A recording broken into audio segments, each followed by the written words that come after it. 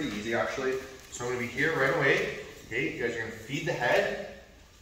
As I'm turning through, I'm establishing my hook.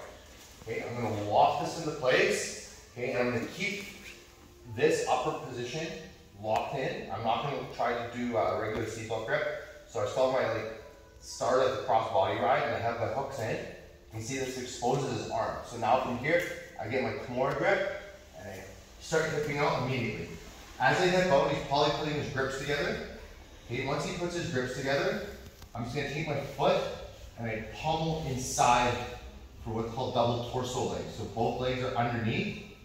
Rather than a pin juji gatami with one leg up and one leg over, I go for both legs underneath.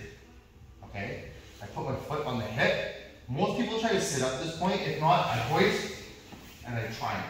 Okay, so if I can get the tap, that's great. So that's why I like to kick my leg in alignment with his shoulder, and I can pull and look for the submission.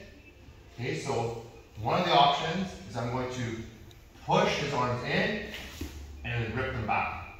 Once that happens, I bring my head to the mat and I let my legs go and I slide back for the power line Kimura. In terms of my finishing mechanics, I ensure that my leg is sliding underneath, my other leg's bent to the ceiling, and I actually pull his head back. And as I bend his hand in, I start to lift my left shoulder to the mat to get the tap. Okay, so let's go back again. So we have the pass. Okay, so I'm here, I'm fighting with my partner. I'm gonna pass and feed his head in. I punch my fist almost though I'm going for a full Nelson.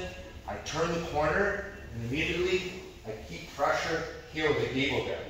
This allows me to throw my hook in and then I can switch to a Kimura grip. Once I get the Kimura grip, my foot goes on the mat and I start hipping out. Okay, walk away from my partner. Now if he puts his grips together, rather than trying to fight the grips, I keep this leg stacked under his head, I push into his chest, and I have my left hook keeping him in place. All I need to do is bring this leg over and I pummel through the space with my foot.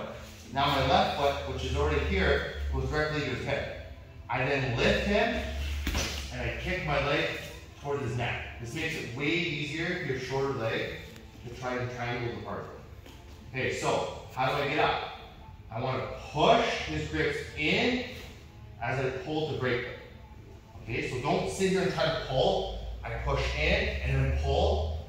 My head goes to the mat. I turn. I bring my elbow to the mat and then line up for the Kimura. And rather than trying to bend his arm, I just watch my left arm come to the ceiling to get the submission. Okay guys, 1, 2.